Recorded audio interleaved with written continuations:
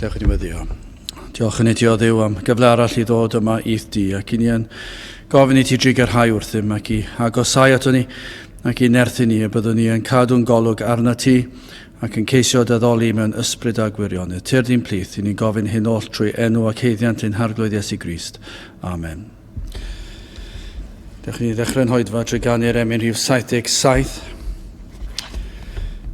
Fy ymuniad paid a gorffwys ar un tegan is y nef, eto rioed ni welodd llygad wrth rych tebyg iddo ef. 77 gen i sefyll i'w chanu.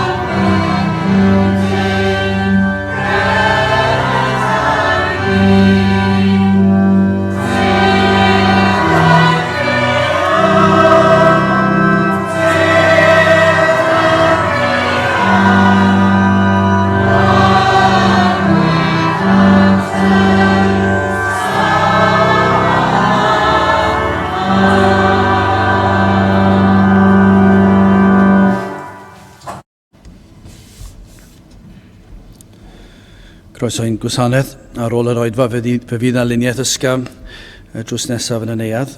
Fydd ein cwrgweddi misol yn cael ei chynnal ar y drydedd nos Iau o'r mis, sef mis Medi'r 15fed. Fydd ein hoedfa nesaf pnawn Sul ym hanner awr wedi 3.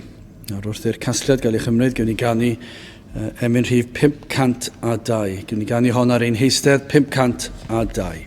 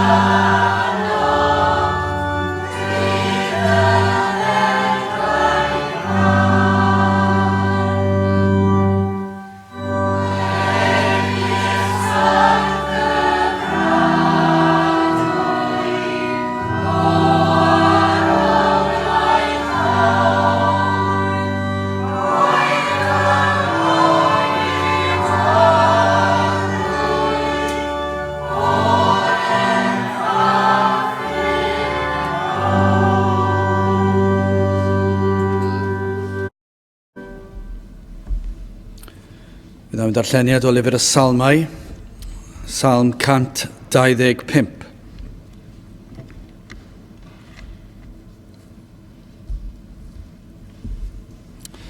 Salm 125. Y rhai a ymddiriedant yn yr arglwydd fyddant fel mynydd Seion. Yr hwn ni syflir, ond a beri yn Arglwydd. Fel y mae Jerusalem a'r mynyddoedd o'i hamgylch, felly y mae'r arglwydd o hamgylch ei bobl, o'r pryd hwn hyd yn Arglwydd. Cynnes ni orffwys gwialen a newioldeb a randir yr rhai cyfiawn, rhag i'r rhai cyfiawn estyn ei dwylo at anwiredd. O Arglwydd, gwna ddaioni i'r rhai daionis, ac i'r rhai uniawn yn ei celonau. Ond y rhai am droant yw trofeidd, yr arglwydd a'i gyr gyda gweithredwyr anwiredd, a bydd tangnefedd ar Israel. Bydd y bendith Duw ar ei air, sanctaidd ef. Gadewch ni nawr droi at ein harglwydd mewn gweddi. Diolch yn ei ti o Dduw, unwaith eto ein bod yn gallu dod at ti ac yn dod trwy enw a thrwy heiddiannau dy fab yn gwaredwr yr arglwydd Iesu Grist. Ac felly o Dduw, i ni yn diolch unwaith eto am y cyfle yma, ac yn diolch i ti dy fod yn Dduw sydd yn llawn trigaredd a chariad. Rwyt ti yn llawn tosturi, yn hir am aros ac yn amyneddgar gyda'r blant ac ein crwydro, ein methiannau. O Dduw, rwyt ti dal yn edrych arno'n fel dy blant, gan ein bod yn rhai sydd wedi ei golchi yng ngwaed yr arglwydd Iesu Grist, gan fod yr hedyn yna o fywyd wedi blannu yn ein hyneidiau, gan ein bod wedi mabwysiadu i'r deulu di. Ac felly o Dduw, i ni yn eiddo i ti, ac rwyt ti yn dad arnom ni, ac ein crwydro, ac ein methiannau diri, i ni yn llawenhau dy fod dal yn amyneddgar tuag atom ac yn pentyrru bendithion arnom, yn ddyddiol o'r wyt ti yn dangos dy drigareddau wrthym, ac felly o Dduw i ni yn diolch i ti am dy ras ath gariad ath drigaredd tuag atom, ac i ni yn gweddio felly unwaith eto ar ei ti ddod i agosau atom i ni fod yn ymwybodol o'ch bresenoldeb yma heddi. I ni'n ymwybodol iawn o Dduw o'r adeg i ni'n byw ynddi, nid yn unig y cyfnod yn yr hanes y byd yma, ond yn y dyddiau yma, yn ein bywydau personol i ni yn gofyn i ti i ddod ac agosau a nerthu, ac i ddod at y rhai sydd yn dioddef, i ni yn cyflwyno rhai hynny sydd mewn profedigaeth, rhai hynny sydd yn dioddef o Dduw, i ni'n gwybod yr wyt ti'n gallu dod a cyffwrdd bob yr un yn unol â'i hanghenion o Dduw. Yr wyt ti'n gallu dod a codi calon yr rhai sydd yn isel, yr wyt ti'n gallu cynhesu yr rhai sydd yn oeraidd, yr rhai sydd yn tristhau, yr wyt ti'n gallu dod a'i cysuro gyda bendithion yr efengil. Ac felly o Dduw i ni yn gweddio ar ei ti ddod ac i agosau at bob yr un ohonom. Y byddwn ni yn sylweddoli beth yw ein braint a beth yw ein cyflwr cadarn a nerthol ein bod yn yr Arglwydd Iesu Grist. Ac felly o Dduw, nertha ni i gadw'n golwg arna ti, na fyddwn ni'n cael ein temtio gan yr un drwg i ddigaloni ac i droi i'r dde neu i'r chwith, ond gad i ni'n wastad cadw'n golwg yn ffyddlon ac yn wastadol arna ti. O Dduw, i ni'n gweddio a bydde ti'n nerthu ni ac yn dyrchafu, helpu ni ddyrchafu'n llygaid tuag at y mynyddoedd o'r ble y daw ein cymorth. Felly o Dduw, i ni'n cyflwyno'n hoedfa nawr i ti ac yn gweddio ar ei ti fod yma gyda ni, a byddwn ni gyd yn ymwybodol dy fod yma ac dy fod yn siarad â ni ac yn dwy'n pobl ata ti dy hun. Bendithia'r holl y ddydd yma a'r wythnos sydd yn dod, i ni'n gofyn am dy ddiogelwch ar bob ran o'r wythnos sydd yn dod o Dduw, i ni'n gweddio bydde di'n bendithio ni fel dy blant, ac y bydd dy enw di yn cael ei ddyrchafu ym mhob peth a wnawn ac a ddywedwn. Felly o Dduw, trigarha nawr ac arwain ni, nertha ni a tyrd lawr ein plith, i ni'n gofyn hyn o trwy enw ac heiddiant ein Arglwydd Iesu Grist. Amen.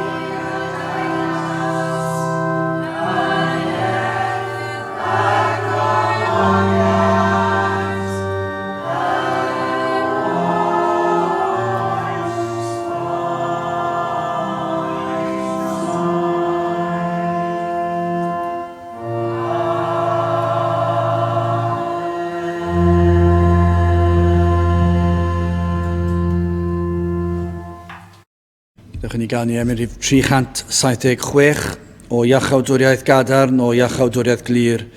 Fi dyfais o'i chyffelib erioed ar fôr na thir. 376 gewn ni sefyll i'w chanu.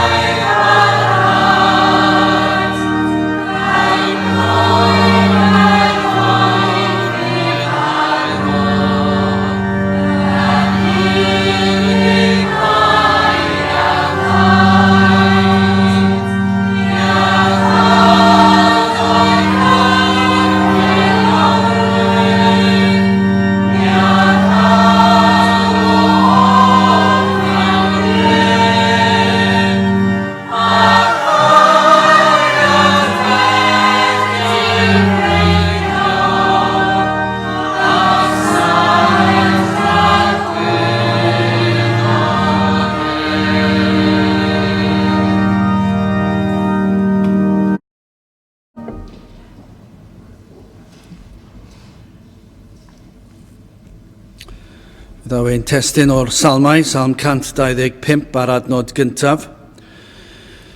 Y rhai ymddiriedant yn yr arglwydd fyddant fel mynydd Seion. Yr hwn i syflir, ond a beri yn dragywydd. Mae'n hyfryd gwybod fod Duw wedi rhoi popeth sydd ei hangen arnom yn ei air.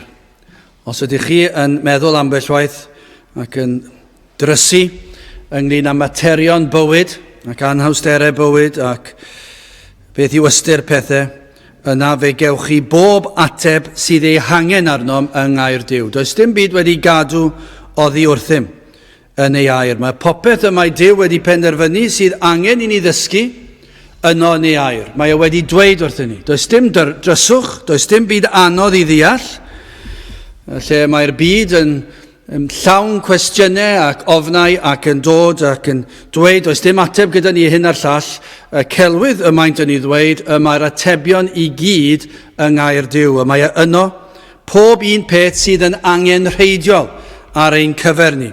A popeth sydd angen i ni wybod yno, a popeth nad yw yn angenrheidiol i ni wybod nawr ar y ddaear, mae wedi gadw oddi wrthym. Felly os nad yw yno yng ngair Duw ar ein cyfer ni, yna nid oes angen i ni wybod yr ateb nawr. Felly os ych chi'n dweud, wel dydy'r ateb ddim yna, yna'n syml iawn gallwn ni ddweud hyn, does dim angen i chi wybod yr ateb i'r cwestiwn hynny. Peidiwch da chi a cwestiynu doeth i neb Duw yn yr hyn y mae e wedi ddweud wrthym. Mae popeth sydd ei hangen arnom yn ei air. A dyma chi salm unwaith eto, sydd rhy mor bethnasol i ni heddi ac yr adeg y gafodd ei ysgrifennu. Mae'r salmau i gyd yn llawn perthnasedd. Mae yna gymaint yna i ni ym mhob achlysur o fywyd. A dyma i chi enghraifft arall. Ond nid i ni'n byw mewn oes rhyfedd iawn, oes caled iawn, lle mae yna ddifaterwch ynglyn â materion Duw, nid ynglyn â materion crefydd. Mae yna ddigon o ddiddordeb yn materion crefydd, ond mae yna ddifaterwch llwyr ynglyn â pethau y gwir Dduw. Mae pobl yn hoffi chwarae crefydd, ac maen nhw'n hoffi creu rheolau eu hunan a llenwi balchder, ond does dim llawer o ddiddordeb ym mhethau y gwir Dduw. Ac gellir dweud bod y celedwch i ni yn gwynebu yn yr oes yma, falle ar lefel nad yw'r byd wedi ei brofi o'r blaen. Dwi'n cael fy mherswadio hynny bob dydd ac wrth i'r dyddiau fynd yn ei blaen. Mae e bron iawn yn dod yn fwy ac yn fwy real. Falle bod ni'n byw mewn oes nad oes y fath galedwch wedi ei brofi o'r blaen. Fel petai'r dyrnau hynny yn cael ei codi o bob cyfeiriad, yn sicr yn dod o'r byd yn ei phechod, mor wrthwynebus i'r gwir, a i ni fel petai yn byw mewn oes nad oes na cywilydd yn perthyn iddi. Mae pechodau bellach, ond nid yw yn wir, yn bechodau sydd yn gyhoeddus. Does dim llawer o bethau sydd ddim yn cael eu cuddio mwyach. Falle bod ambell un yn cuddio'i pechodau, ond gan amla, ein ni'n byw mewn oes y mae pobl yn cyhoeddi eu pechodau. Maen nhw am i bobl wybod beth yw eu tueddiadau nhw. Maen nhw am i bobl wybod beth yw eu pechodau nhw. Chi gallu dweud yn y ffordd y maen nhw'n gwisgo, yn eu hymddygiad nhw, yn yr hyn maen nhw'n i'w wrando, neu i'w wylio, yn eu dewisiadau, yn y mannau maen nhw'n mynd. Does dim cywilydd. Does dim cywilydd yn unlle.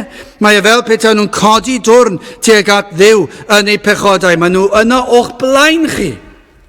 Does dim awydd, does dim ymdrech i guddio y mwyafrif o bechodau bellach. Maen nhw wedi dod i'r pwynt erbyn hyn, brod y bron iawn, maen nhw'n dal poster i fyny.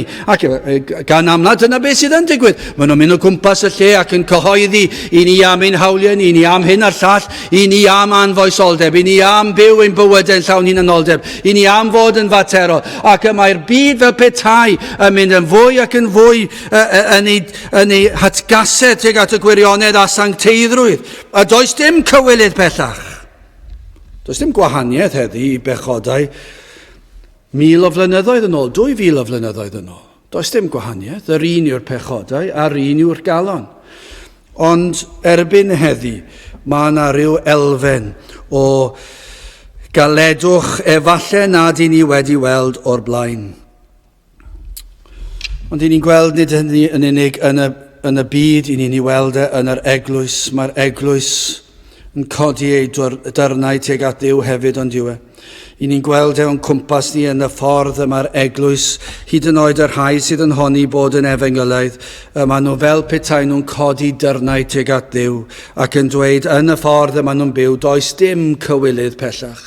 Chi'n siarad â pobl ynglyn â torri'r sil, does dim cywilydd ganddyn nhw, nad ydyn nhw'n meddwl am y sil. Nad ydyn nhw'n cadw'r sil yn ddiwrnod ar wahân i weddill yr wythnos. Does dim cywilydd. Maen nhw'n ei gyhoeddi fe, maen nhw yn falch o'r peth, maen nhw'n dweud, o ie, ni wedi bod i ffwrdd, a ni wedi gwneud hyn, a teithio ar y sil, a lle eithwch chi capel? O, na, eithwch chi'n capel, ni ar ein gwyliau. Neu falle maen nhw'n dweud, be eithwch chi'n noswener? Wel, es i'r fan ar lle, wel, dwi'n ddim yn le addas iawn i Grisio. O, na, does dim cywilydd am y peth. Mae yna siarad agored am y peth bellach. Mae'r eglwys fel petai nhw yn cyhoeddi fe. Mi fydden nhw hyd yn oed o'r pwlpit yn datgan ei fod yn dderbyniol i wneud y pethau hyn. Bron iawn yn rhan o'i athrawiaeth fod bedolrwydd yn dderbyniol gan Dduw. Maen nhw'n codi dyrnau tuag at Dduw. Wrth i ni wynebu efallai'r cyfnod fwyaf anodd yn hanes y byd. Rhai efallai llawer yn meddwl bod ni'n dod at y dyddiau olaf o'r byd yma. Wel, mae'n anodd dadle yn erbyn hynny yn diwe. Ond yn sicr i ni'n meddwl i ni'n dod i rhyw gyfnod anodd iawn. Ond dyma i chi gysur. Dyma i chi gadernid. Dyma be mae'r salmydd yn dweud, fe fydd y saint fel mynydd Sion. Dyna be fydd y Cristion fel. Yng nghanol yr holl ddryswch a codi'r dwrn y byd a'r eglwys, fe fydd y Cristion. Mor gadar, mae e'n mynd i fod fel mynydd Sion. Wel, yn gyntaf hoffwn ni edrych ar yr adnod yma, ar salm, yr ymddiriedau sydd yma yn y salm, ac yna'r cadernid y saint, ac yna mae yna rybydd ar y diwedd hefyd. Wel, yn gyntaf, yr ymddiriedau. Mae pob un ohono ni yn bobl sydd yn ymddiried. Byddwn ni'n sicr i ddweud, fel pob un sydd yma yn yr oedfa, neu sydd yn gwrando yn bobl sydd yn ymddiried mewn rhywbeth. Ond y cwestiwn pwysig yw, beth yw gwrthrych yr ymddiriedaeth? Nawr, petai ni'n holi pobl ar y stryd, byddwn amryw ymateb, byddwn lawer yn ymddiried, efallai yn dweud yn ei teulu, ei rhieni, ei perthnasau. Ac efallai'n dweud gan ei bod nhw wedi byw fel hyn, yna'r rhaid ei fod yn iawn. Dyna'r ffordd y magwyd hwy, ac felly dyma'r ffordd i ni yn ei dilyn. Dyna beth sydd gan lawer. Mae'r mwyafrif yn dilyn y ffordd maen nhw wedi cael ei magu. A gan mai dyna'r ffordd maen nhw wedi cael ei magu, yna maen nhw'n cymryd yn ganiataol, fe fedra nhw ymddiried yn hynny o beth. Ymddiriedant, mai dyma yw y ffordd iawn i ddilyn. Mwyafrif ddim hyd yn oed yn ystyried cwestiynu'r fath ymddiriedeth. Erioed wedi meddwl, ddylwn i ymddiried y ffordd fy magwyd i, y pethau dwi wedi cael fy nghyflwyno. Ond nid yw yn drychineb pan ni'n cael teuluoedd, a rhai o'n teuluoedd ni sydd yn cwestiynu y ffordd maen nhw wedi cael ei magu ac yn dweud, dwi ddim eisiau ymddiried chi. Maen nhw'n eithriad yn dweud nhw, ond maen nhw'n dor cylonus pan ni'n gweld y fath eithriad. Mae'r mwyafrif o'r byd yn ymddiried yn ei rhieni, a mae rhieni wedi cyflwyno nhw i bechod, ac i fedolrwydd, ac i fateroldeb, ac yn dweud, dyma'r ffordd i fynd, mwynhad y hun, edrych ar ôl dy hun, a mae'r plant yn ymddiried yn ei rhieni, a beth i ni'n gwynebu. I ni'n dysgu'n plant ni, mae nid yna beth i ni fod i ymddiried, ond newn nhw ddim ymddiried yno ni. Mae'n rhyfedd yn diwe. Mae'n rhyfedd. Dyna chi brawf o ddallineb ysbrydol. Eraill efallai yn ymddiried ei cyfoedion. Mae hwn yn rhywbeth anferth. Efallai dyma sydd fwyaf cyffredin. Bys ni'n tybio yn enwedig yn ystod y dyddiau cynnar, yn ystod yr arddegau. Wrth i chi dyfu fyny drwy'r ysgol ac i fynd i'r coleg. Ac os yw cyfeillion yn gwneud rhywbeth, yna i chi'n dweud, rhaid ei fod yn iawn. Falle yng nghefn y meddwl, i chi meddwl, dyw e ddim yn iawn, ond mae yna rhywbeth, mae yna rhyw bwer gan ffrindiau, sydd yn dweud, mae hwn yn iawn, mae hwn yn dderbyniol, mae yn iawn i wneud, a gan bod eich ffrindiau chi yn ei wneud i chi yn ymddiried yn nhw, ac yn dweud, wel, mae nhw wedi wneud a gafon nhw ddim i dal, gafon nhw ddim problem, gafon nhw ddim i harestio, gafon nhw ddim i lladd, ac yna i chi'n dweud, fe na i ymddiried yn nhw. Dwi ofyn ar sail beth chi'n credu'r fath beth. Pwy sydd wedi dweud wrthoch chi y dylech chi ymddiried yn eich ffrindiau? Ar sail beth I chi'n dweud mai dyna'r ffordd ymlaen? Toptra plant ifanc a pobl ifanc yn yr ysgol a'r coleg yw e, dangos I chi diffyg eiddfedrwydd, a dyna I ni gyd I bod yno, ond I ni'n I weld I chi'n tyfu fyny ac I chi'n meddwl, dwi ddim yn mynd I ymddiried yn y pethau iawn, dwi'n mynd I ymddiried yn y ffrindiau. O'n ni'n gweld trwy'r amser yn dydyn ni'n enwedig am symer flwyddyn yn yr haf, gymaint o bobl yn cael damweiniau. O'n ni'n gweld yn ddiweddar ar ein gwyliau, dyma chi enghraifft. Beiciau modur ar beiciau modur 4 olwyn, cael ei llogi. Bob yn ail siop ar hyd y stryd fawr o ble roedd yn ar ein gwyliau. Ac o'ch chi'n gweld yr ifanc yn dod, yn ei siorts dilladnofio, yn yr haul poeth. Dim helmet yn agos i'r lle. Ac yna pan o'n i'n mynd i'r gwely, o'ch chi'n clywed nhw'n mynd lan y stryd fawr tu fas i ni. Oedd yr injan yn gyrru lan, ac o'ch chi'n clywed, o'ch chi'n meddwl, oedd e'n ddyddaro. Ac oedd y cyflymdra roedd rhain yn mynd, ac yna un arall, oedd tua 6 neu 7 fel arfer, criw o fechgyn a merched, wedi mynd ar ei gwyliau, ac wedi mwynhau anfoesoldeb a meddwdod a beth bynnag arall sy'n mynd gyda fe, ac yna ar y beiciau modur. Pam? Mae'n ffrindiau ni, dwi'n mynd I ymddiried efo ffrindiau, mae'n saff, ti'n eisiau helmet. Sawl un o'r ein asiwr o fod fe welwch chi flodau wrth ymyl y stryd. Un slip a bant â nhw, taroi pen ac yn cael ei lladd. Ond na, oedd e'n ddoeth fe na I ymddiried yn fy ffrindiau, gwyliau. Faint o'n chi pan fyddwch chi'n ddeud nawr, fydd yn meddwl, dwi eisiau mynd gyda fy ffrindiau I ryw wlad tramor poeth, ac yna fe gai ffling bach, ac fe gai fwynhad. Pam? Mae pawb yn ei wneud I ni'n mynd I ymddiried yn fy ffrindiau. Os maen nhw'n dweud bod yn iawn I wneud, os yw nhw'n dweud I ni'n mynd mas I nofio'n bell, os yw nhw'n dweud I ni'n neidio off y cloi gwyn yma, beth I ni'n wneud? Ymddiried yn ein ffrindiau ni. Dyna lefel y byd. I ni'n gweld trwy'r amser. Ymddirieddaeth yn fy ffrindiau. Ar sail beth I chi'n credu bod hwnna'n gweithio. Ond onid oes gan ffrindiau gymaint o awdurdod. Onid yw barn eich ffrindiau chi yn rhywbeth pwerus iawn. Ond yna wrth I chi dyfu fyny, chi'n gweld bod hwnna'n dwp. A pan bydd rhain o'ch chi'n cyrraedd 25, 26, 27, fyddwch chi'n gweld mai twp oedd yr holl beth. Os y'ch chi'n para tan eich bod chi'n 25, llawer ddim yn cyrraedd y dyddiau hynny. Oherwydd iddynt ymddiried yn ei ffrindiau. Ond i'r rhai sydd yn goroesi'r blynyddoedd hynny, ac yn cyrraedd 25, 26, maen nhw'n gweld mai ffôl yw dilyn ffrindiau ar y lefel yna. Maen nhw'n dechrau setlo lawr, dechrau tyfu fyny yn awr, maen nhw'n ymddiried mewn rhywbeth arall. Maen nhw'n ymddiried yn ei gwaith, ac yn ei cyflogau, ac yn ei harian, ac maen nhw'n meddwl, dyma beth sy'n rhaid I fi wneud. Mae rhaid fi weithio'n galed, mae rhaid fi gael swydd sydd yn talu ffordd, ac yna dwi'n ymddiried yn fy ngwaith. Ac maen nhw'n rhoi popeth mewn I waith. Eraill yn ymddiried, beth arall bydd y rhai pobl yn ymddiried yno? Y cyfryngau. Dyma I chi. I ni'n byw mewn gwlad. Dwi'n yn gwybod fy nearyddiaeth na fy hanes yn ddigonol I ddweud oedd I gwledydd eraill yr un mor dwp a Chymru. A gwledydd eraill sydd yn gyfagos I ni. Ond mae fel petai, ni'n byw mewn oes, lle mae pobl yn credu, os yw'r dyn sydd yn darllen, neu'r ddynes sydd yn darllen y newyddion yn dweud rhywbeth, yna rhaid ei fod yn iawn. Ac yna, os yw'r papur newydd o ryw fath yn dweud rhywbeth, rhaid ei fod yn iawn. Ac mae'n gweithio bob tro chi'n gweld yn yr etholiadau. Mae'r rhai, mae yna bwysau'n dod o'r cyfryngau, ac rhyw sut neu gilydd, mae'r parti yna'n ennill. Ac o'ch chi'n meddwl cyn sut yn y byd gallen nhw ennill, ac yna ma nhw, ac chi ddim yn ei ddeall. Dyw e ddim yn gwneud synwyr, ond mae'r cyfryngau mor bwerus yn ein gwlad ni o leiaf. Dwi ddim yn gwybod os yw e wir, rhy mor wir yn y gwledydd eraill. Ond I ni'n byw mewn cenedl sydd yn ymddiried mewn cyfryngau. Falle dyma'r math mwyaf ffôl o ymddiried, a dwi'n gwybod maen nhw gyd yn ffôl. Mae llywodraethau'n ddibynnol ar y twptra yma. Bod yr fath awdurdod a'r dylanwad sydd gan yr holl bethau hyn ar ein bywyd yn ni. Ond efallai bod chi'n edrych lawr ar rhain I gyd a chi'n meddwl, wel, dwi wedi tyfu mlaen, dwi wedi tyfu mas o'r dibynnu ar fy ffrindiau. Ac efallai bod chi yn ddigon clyfar I feddwl, dydw I ddim yn mynd I cael fy nylanwadu gan y papurau newydd. Ac I chi'n meddwl, dwi uwch ben hynny. Dwi wedi cael addysg.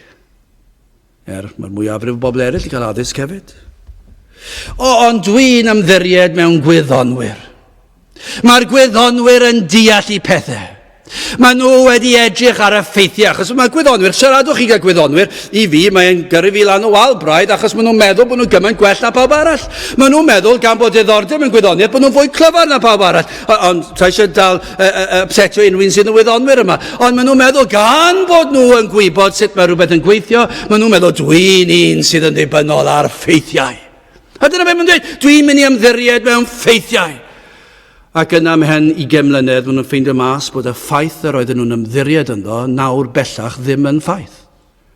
Bod y gwyddonwyr mwyaf cyfoes wedi darganfod bod y ffaith yna'n anghywir, dwi ddim yn wir.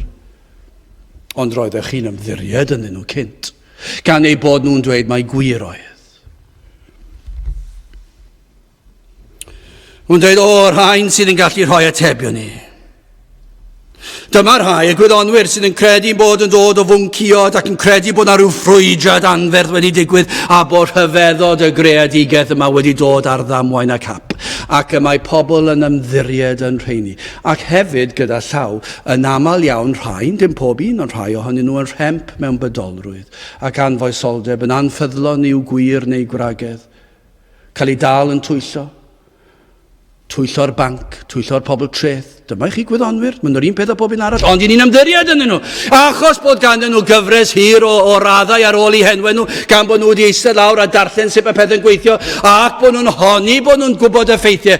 Mae nid ffaith yw'r pethau yma, ond maen nhw'n dweud hynny. A beth mae'r byd yn neud, maen nhw'n ymddiried yn rheini.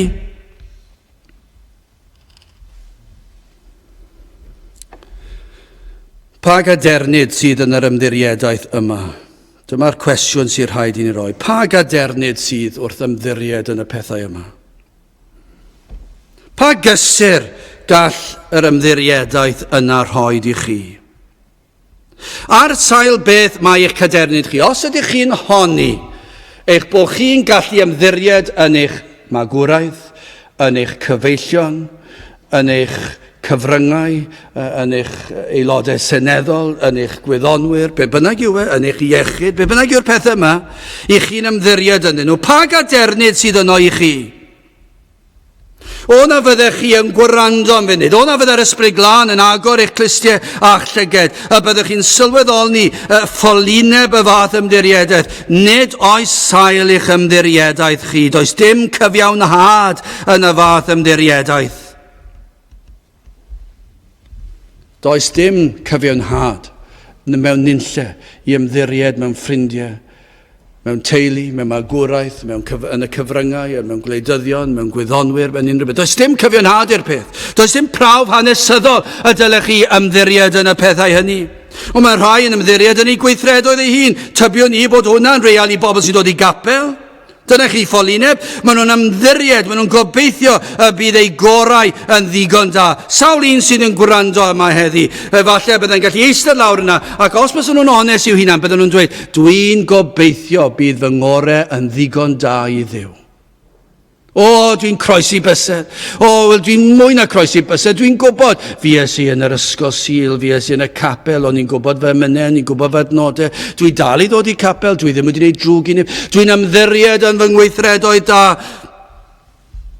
Gai ofyn i chi ar sail beth i chi'n credu'r fath beth? Gai ofyn i chi pam eich bod chi'n meddwl os y gwnewch eich gorau y bydd Duw yn eich derbyn i'w deyrnas? Gai ofyn, pwy sydd wedi dweud hynny wrthych? Mae wastad yn rhyfedd i fi pan mae pobl yn honi'r pethau yma, a licen i wybod pwy sydd wedi dweud hynny wrthych chi? Pwy sydd wedi dweud wrthych chi, os byddwch chi yn byw bywyd gweddol dda yn eich tîb chi, bod hwnna'n ddigon da? Ar sail beth i chi'n honi'r fath beth?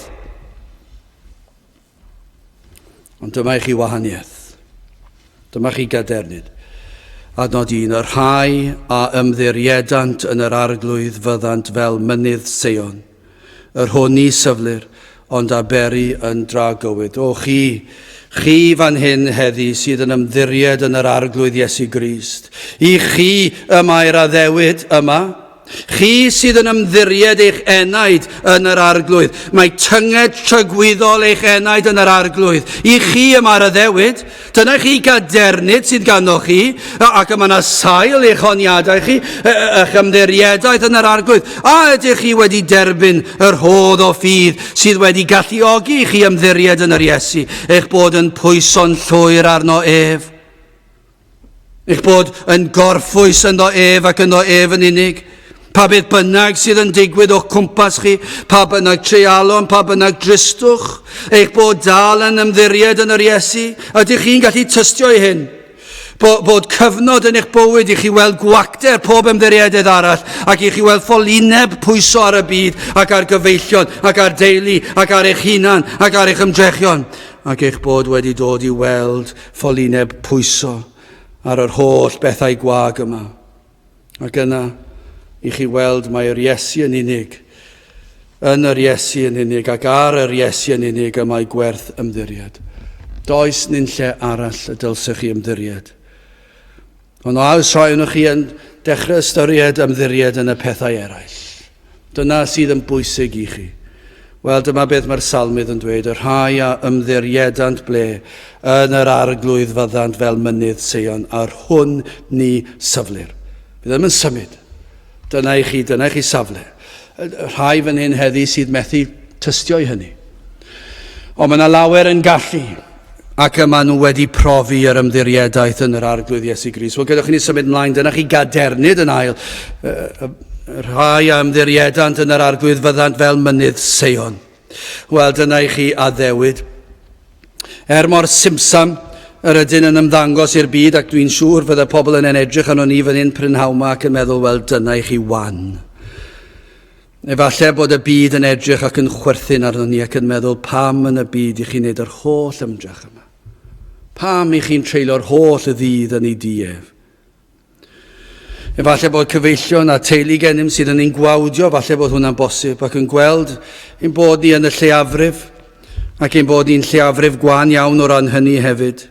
Pan mae pobl yn edrych arno ni, nid yn unig i ni'n leiafrif, i ni'n lleiafrif o ran pobl crefyddol, felly does dim llawer o bobl crefyddol nag oes.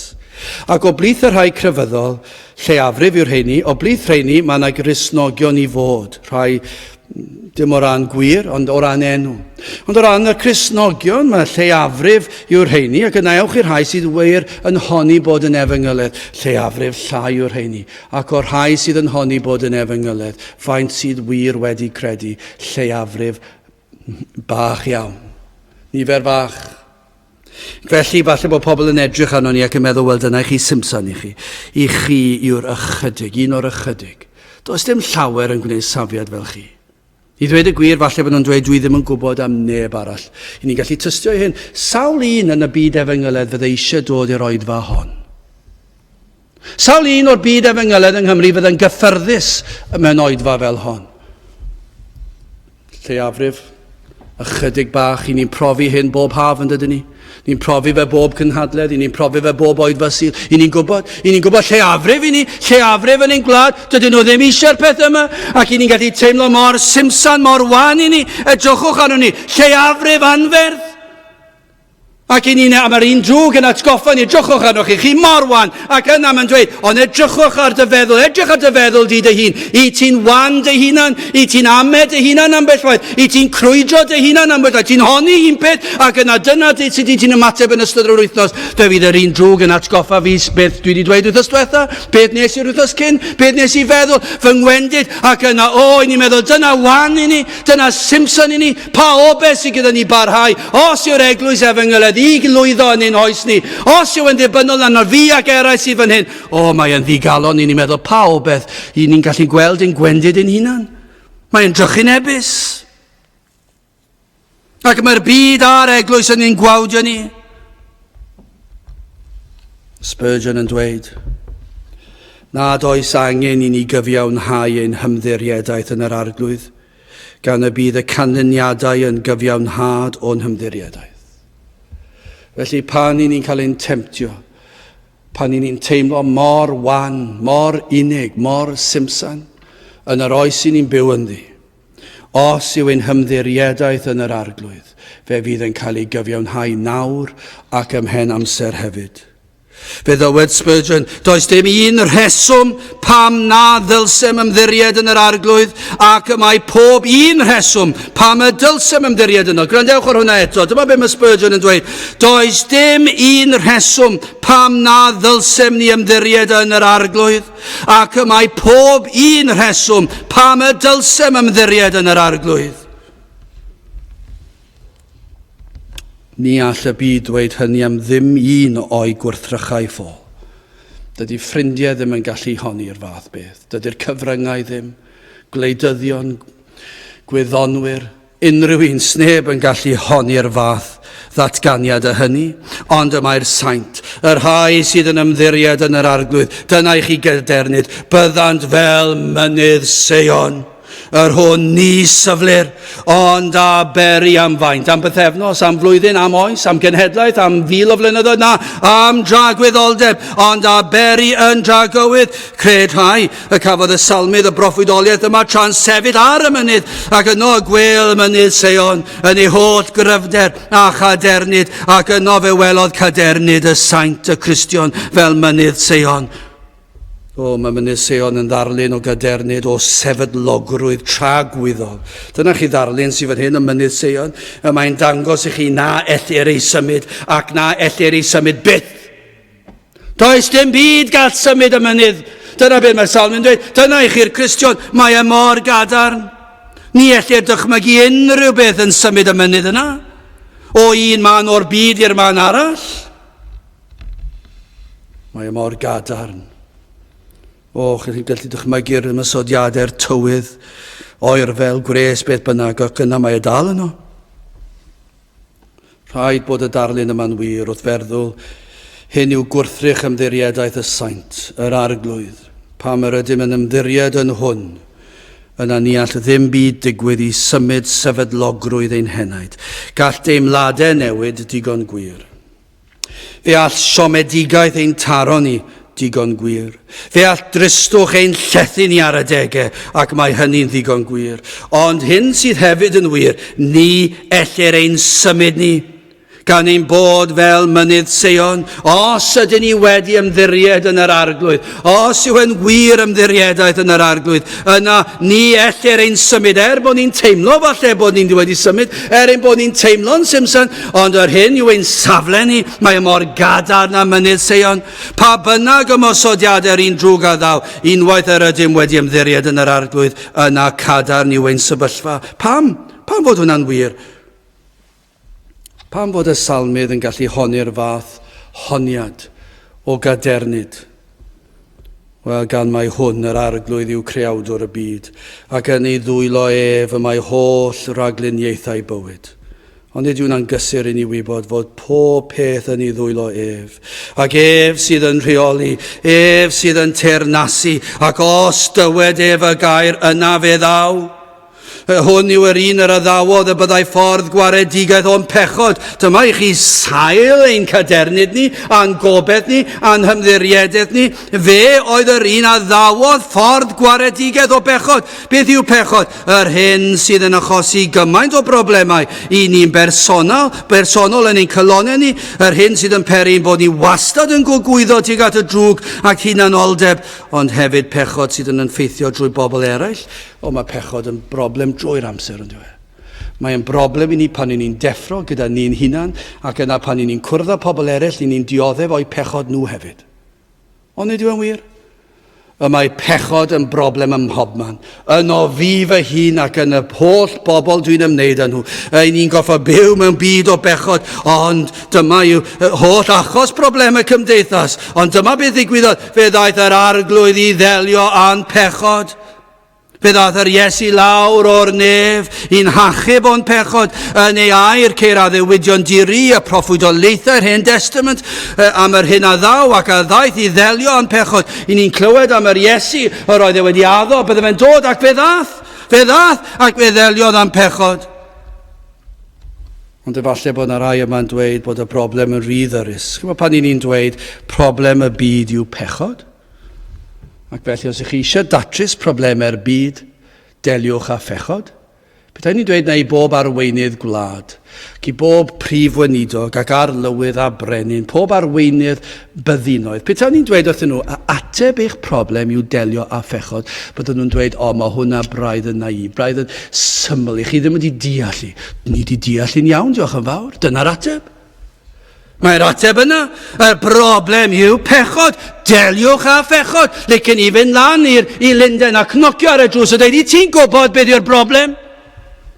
Y broblem yw pechod, eich pechod chi yn bersonol, y pechod y llywodraeth, pechod y genhedlaeth, y wlad, yr holl bobl sy'n byw yn y byd. Y broblem yw pechod, os ych chi eisiau atebion, farhewch a chredwch. Dyna yw ateb cymdeithas. Ac dyna beth dath Iesu Grist i wneud, fe ddath e lawr o'r nef i ddelio â phechod. Credwch chi hyn, dyw'r broblem ddim yn rhy ddyrus. Dyw'r broblem ddim yn rhy fawr. Falle bod chi'n dweud eich bod chi wedi brwydro ers tro i wella, a does dim gobaith pellach i chi ddim yn gallu mae'r broblem yn rhy fawr. Wel, wrth gwrs ei fod yn rhy fawr. I chi, mae'r broblem yn anferth, ond dyw e ddim yn rhy fawr i'r mab Duw, i'r Arglwydd Iesu Grist i waredwr y byd. Dyna pam y daeth e. Fe ddath mab Duw a byw bywyd perffaith ar y ddaear. Fe gyflawnodd e holl ofynion y ddedd. Fe fodlonodd e gofynion y tad. Fe sicrhaodd yr Arglwydd Iesu Grist y byddai cyfiawnder y tad yn cael ei fodloni.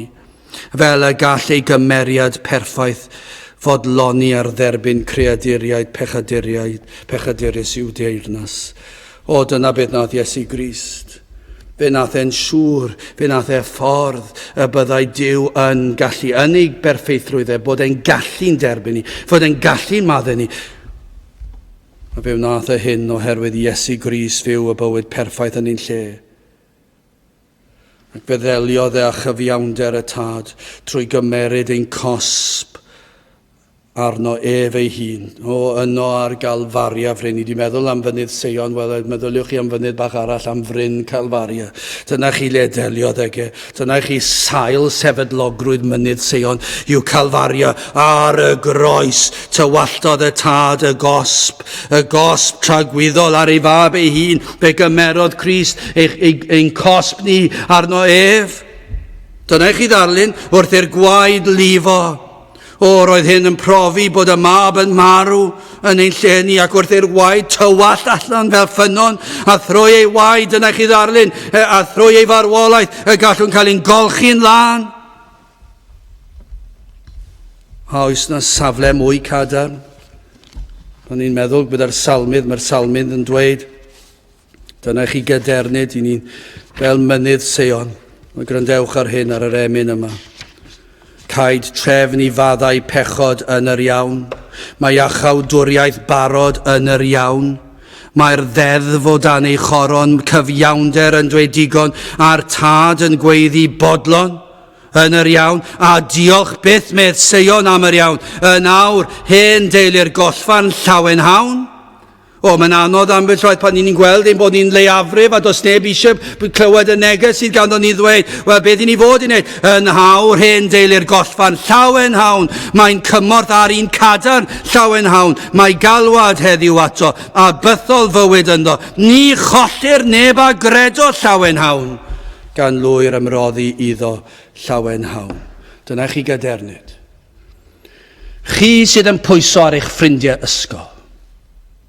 Chi sydd yn credu'r gwyddonwyr a'r gwleidyddion. Wel, mae gyda ni biti drosto chi. Achos does dim sail, does dim cyfiawnhad i'r peth, ond i'r Cristion. Mae'n gallu ymddiried y mab Duw, yr un sydd wedi delio yn pechod. A mae gyda ni achos i lawenhau ac i ymddiried, ac mae'n safle ni mor gadarn. Mae e fel mynydd Seion, wel i orffen, mae rhaid gorffen gyda'r rhybydd. Ac bys ni'n licio i rhai arbennig i wrando. Sa'n siŵr pwy yw'r rhai hynny, ond mae'na rhai yma tybio ni. Mae rhaid i fod, os ni'n credu yn rhagluniaeth Duw, ei fod yn arwain chi bregethu ar ryw adnod. Yna pan i chi'n darllen salm ac yn dod i adnod 5. Yna i ni'n credu falle bod hwn yn berthnasol i rywun fan hyn heddi. Adnod 5. Ond yr rhai a ymdroant i'w trofeidd, yr arglwydd a'i gyr, gyda gweithredwyr anwiredd a bydd tangnefedd ar Israel. Falle bod hwn yn berthnasol i rywun fan hyn, neu rywun sydd yn gwrando yn sicr mae yn berthnasol i ni gyd ar un lefel. Mae yna rybydd yma i ni gyd. Yma i ni'n cymryd yn ganiataol diwedd y pobl bydol. I ni'n gwybod beth yw diwedd y bydol. I ni'n gwybod beth sy'n wir amdanyn nhw. Diwedd y sawl sydd yn gwrthod yr Efengyl. I ni gyda rhai ni'n nabod, rhai yn ein teuluoedd sydd wedi gwrthod yr Efengyl. Mae yna rhai yn ein plith i nawr sydd yn meddwl am wrthod yr Efengyl. Mae rhai sydd tu fas i'r strydoedd yma wedi wastad gwrthod yr Efengyl. Beth yw ei diwedd hwy? Cosb tragwyddol, dyna be mae gair Duw yn dweud. Os ydych chi'n troi oddi wrth gair Duw, yna fe fydd yn eich barnu chi am dragwyddoldeb. Ni'n gwybod hynny.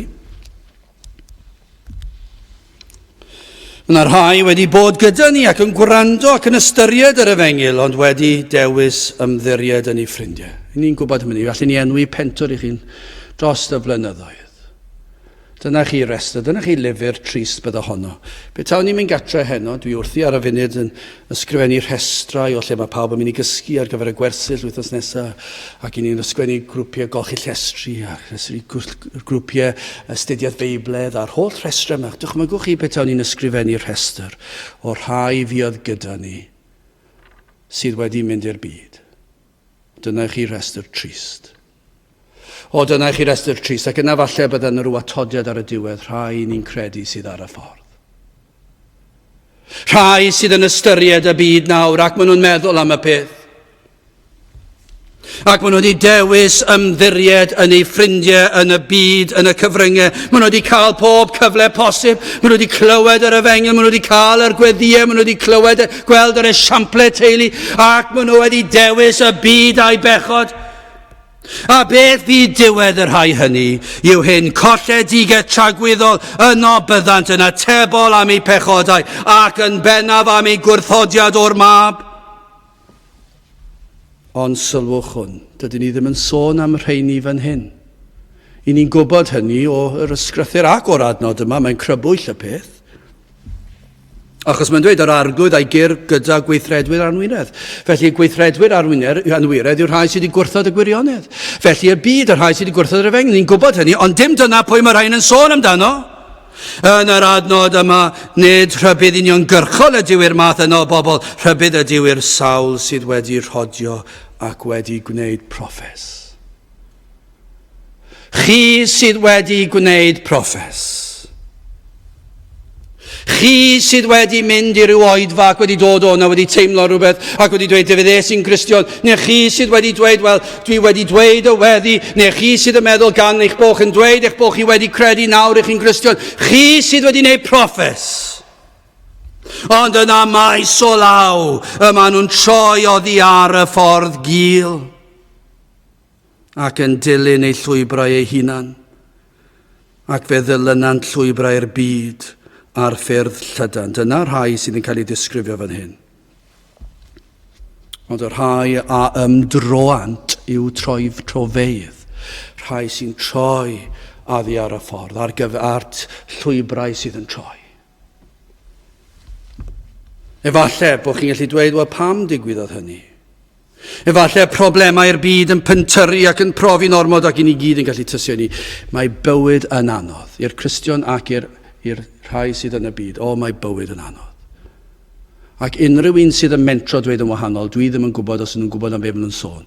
Mae bywyd yn anodd, ac os nad yw'n anodd ar y pryd, mae'r peryg a'r ofn o'r hyn a ddaw yn gwneud bywyd yn rhywbeth anodd. Ac yna i chi'n gweld mae bywyd ac wrth i chi fynd yn hun, mae'r problemau yn cynyddu, mae'r tristwch yn cynyddu, mae'r siomedigaethau yn cynyddu, ac yna chi, efallai sydd wedi gwneud proffes tra'n ifanc, chi sydd wedi gwneud proffes, ac yna mae'r problemau yn pentyrru. Ac efallai yn wedig, os ych chi wedi gwneud proffes pan yn blentyn, yn ifanc, yn eich arddegau, chi'n mynd trwy'r ysgol. Dyna i chi le. Ac mae ffrindiau'r ysgol yn dod â pwysau arnoch chi ddod gyda nhw. Gyna chi mynd i'r coleg. Gyfalle bod chi ddim wedi cael prawf eto o fydolrwydd. Gyfalle rhywsyd chi wedi cael eich amddiffyn o lot o bethau'r byd. Gyna chi mynd i'r coleg. Ac yna fel dwedes I gyne, does dim cywilydd yn eu pechodau o gwbl yn y coleg. A maen nhw yn ei cyhoeddi fe'n bobman. Ac mae'r temptasiynau'n cynyddu nawr, achos os newch chi sefyll fyna fel Cristion, chi wedi gwneud proffes. Ac beth sydd yn dod yw hyn I chi'n ffeindio, mae'r temptasiwn yn ormod. Mae'r rhain yn cael hwyl. Maen nhw'n mwynhau eu hunan. Maen nhw'n mynd allan gyda'i gilydd a maen nhw'n cael sport. Maen nhw'n mwynhau, maen nhw'n gwylio'r chwaraeon, maen nhw'n cael ambell I ddiod, maen nhw'n mwynhau, maen nhw'n chwerthin. Mae bywyd mor bleserus a fi'n goffa ei safiad I chi'n dweud, ac mae'n unig, does dim ffrindiau gen I, ac does dim llwyd neb I fynd gyda fi, a beth na, a dwi'n mynd I fynd trwy fy mywyd ar ben fy hunan, ac yna I chi fel yr ifanc, chi'n teimlo, dwi wedi gwneud proffes, ond edrychwch, ac yna chi'n ffeindio Cristnogion bydol, ac I chi'n mynd gyda nhw. Mae yna ddigon o'r eini yn y colegau. Ewch chi'ch undebau Crisnogol yn y colegau, fydden nhw'n llawn bydolrwydd, llawn mwynhad, llawn o sbri a muri'r byd, yn mynd i'r tafarnau ac yn yfed, ac yn mynd i'r clybiau, ac yn mynd i'r holl bethau yma, ac yn cydfyw, ac yn gwneud popeth felly, ac yn mynd i'r capel, ac yn canu cyneuon bach toti blant bach, ac yn gwrando ar rhyw bregeth bach cyfleus, ac yn addoli trwy codi breichiau. Dwi'n teimlo yn aml iawn, mae codi dwrn at Dduw yw ac yna, dyma I chi yr ieuenctid yn ein hoes ni, ac maen nhw wedi gwneud proffes. Maen nhw wedi gwneud proffes, ond yn llawn bydolrwydd. A dyma chi yna yn mynd. Chi wedi gwneud proffes. Ac chi'n gweld mae'r safiad yn rhiannodd. Ac mae'n profi'n ormod. Ac chi'n troi I ffwrdd. Wel, mae'r camau yma wedi cael ei ddisgrifio fel un. Gai ddisgrifio, achos fi'n credu gallai hwn fod yn ddisgrifio Di'r rhai. Y cam cyntaf yw edrych ar y ffordd droellog arall, y ffordd llydan. Edrych arno fe. Chi wedi gwneud proffes. Chi wedi gwneud proffes ac chi'n edrych draw fyna ar y ffordd llydan. Ffrindiau falle gyda chi? Chi'n gweld nhw'n mwynhau. Maen nhw wedi gwneud proffes hefyd falle. Ond dim ond edrych I chi'n gwneud. Chi ddim yn gwneud dim un arall. Yna fe ddaw amser pam yr ydych yn gwneud mwy na edrych, rydych yn dewis y ffordd. Mae yna rhywbeth yn digwydd yn y meddwl I chi'n dewis y ffordd honno. Ac yna gyda'r amser I chi yno arni ac yn rhodio ac yn cerdded ar y ffordd. Efallai nad oedd bwriad ganddo chi droi oddi ar y ffordd, gil, ond dyna a wnaethoch chi. Falle bod chi'n meddwl bod chi'n mynd I dod nôl i'r ffordd yma pan byddwch chi'n tyfu lan. Ond gan nad oeddech erioed wedi gwir edifarhau, gan mai rhyw broffes wag oedd hi, yna fe fyddwch chi yn mynd oddi ar y llwybr. Ac mae'r rhybydd fan hyn nawr, dwi'n gwybod bod y fath beth a gwrthgiliwr I gael, ond nid yna be ni'n disgrifio fan hyn. Nid gwrthgiliwr I ni'n disgrifio fan hyn. I ni'n disgrifio'r rhai sydd ddim wedi credu, sydd wedi gwneud proffes, ond yna sydd yn dewis y ffordd llydan, achos bod treialon a themtasiynau yn ormod. Y rhai sydd wneud proffes ffals, lle nad oes ffrwyth I weld, ffrwyth edifeirwch. Falle bod yna rhai yma'n barod yr broses yma o droi ffwrdd. Chi wedi edrych, falle bod chi wedi'n barod dewis. Ac ymhen ychydig fyddwch chi yn ei chanoli. Roi gair o rybydd I chi, cymerwch eich rybuddio. Chi sydd erioed wedi gwneud proffes, ond hefyd chi sydd wedi gwneud proffes, nid yw proffes ar ben ei hun yn ddigonol. Tynged yr rhai yma yw beth mae'r salmydd yn ei ddisgrifio yn y 5 adnod. Os ydych chi wedi gwneud proffes, ac yna'n dewis troedio oddi ar y ffordd. Adnod 5. Ond y rhai a ymdroant yw trofeidd yr arglwydd a'i gyr gyda gweithredwyr anwiredd. Fe fyddwch chi'n cael eich anfon. Fe fyddwch chi'n ymuno yn y farn gyda'r sawl a wrthododd trwy gydol ei bywydau. A gellir dadle fydd yn waith I chi. A mae'n erchill o ddarlun. Mae'n rybydd ofnadw, Matthew 7, adnod 23, ac yna yr addefaf wrthynt, nid adna bîm chwi erioed. Ewch ymaith oddi wrthyf chwi weithredwyr anwiredd. O nid oes rybydd yma. Cadwch eich golygon yn wastadol ar yr arglwydd. Trowch o'r byd a galwch arno am nerth. Chi'n bod ma' na gysylltiad yma rhwng adnod 5 ac adnod 1. Adnod 5, ond yr rhai am droant yw trofeidd yr arglwydd a'i gyr gyda gweithredwyr anwiredd ac yna a bydd tangnefedd ar Israel. Mae'n gorffen ar nodyn hyfryd. Mae yna gyswllt rhwng diwedd adnod 5 a bydd tangnefedd ar Israel gyda adnod 1. Y rhai am ymddiriedant yn yr arglwydd fyddan fel mynydd Seion, yr hwn ni syflir, ond a beri yn dra gywydd, y sawl a ymddiriedo yn yr arglwydd a gaif heddwch. Bydd tangnefedd ar Israel. Fe fydd ganddo chi heddwch. Tra bod yr rheini sydd yn ymddiried yn ei magwraeth, yn ei ymdrechion ei hunan, ac yn ei ffrindiau, ac yn y gwleidyddion, ac yn yr cyfryngau, fydd dim heddwch gan rheini. Siom ar ôl siom ar ôl siom ar ôl siom. Ond i'r Cristion, yr un sydd yn ymddiried ei enaid yn yr arglwydd Iesu Grist, mae ef sydd yn golchi ac yn maddau bob un pechod. Ei fod yn pwyso'n llwyr arno ef, mae'r Cristion hwnnw mor gadarn a mynydd Seion. Ble ych chi arni? Ydych chi'n rhan o adnod 1, neu ydych chi'n un o'r rhai sydd wedi gwneud proffes ond sydd yn barod yn edrych i'r byd? Ac yma'ch golygon yna, falle bod chi'n barod a'ch traed ar y ffordd. Wel, yr hybydd yw fe fyddwch chi'n ymuno gyda gweddill yr rhai fydd yn cael eu cosbi am dragwyddoldeb. Ond yr rhai ymddiriedant yn yr arglwydd, mae'r rheini, fe fyddan fel mynydd Seion, yr hwn ni syflir, ond a beri yn dra gywydd. Gadewch i ni weddio. O Dduw, i ni yn diolch i ti am dy air ac am y sicrwydd sydd yno, a'r cadernid sydd yno, pan i ni yn teimlo'n wan ac yn ddigalon ac yn isel, ac yn gweld mae lleiafrif yw'r rhai sydd yn pwyso'n llwyr arna ti. Ond yna o Dduw, i ni'n ddiolchgar i ti ein bod yn gallu cael ein hatgoffa mae'r arglwydd creawdwr o'r byd yw ein gwaredwr ac ef yw'r un yr ydym yn ymddiried ynddo. Ac ein bod fel yr rhai sydd mor gadarn a mynydd Seion ei hun. Tyrd o Dduw, gweithio tyrd ar rhai oddi ar y llwybrau hynny sydd yn droellog ac yn arwain i ddistryw. Arwain ei llwybrau at droed y groes. I ni'n gofyn hyn o trwy enw ac heiddiant ein harglwydd Iesu Grist. Amen.